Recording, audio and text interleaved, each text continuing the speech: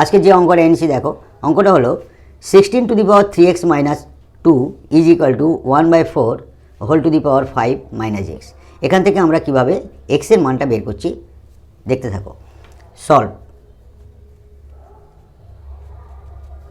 অঙ্কটা হলো 16 to the power 3x - 2 is equal to 1/4 whole to the power 5 minus x.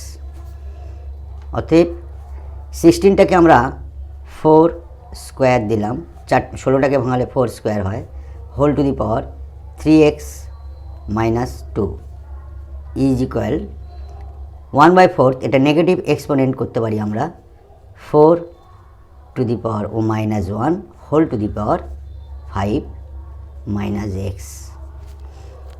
অতএব 4 এই 2টা এদের সঙ্গে গুণ হয়ে গেল, তাহলে কী হবে, 3 দুগুণে 6x - 4 ইজ ইকুয়াল টু -1টা বাইরে গিয়ে গুণ হয়ে যাবে, তাহলে -5 4 whole to the power -5 minus plus x. দেখো এখানে বেস 4, ডান দিকেরও বেস 4, অতএব আমরা লিখতে পারি এইটার সমান এইটা। অতএব 6x - 4 is equal two -5 plus x.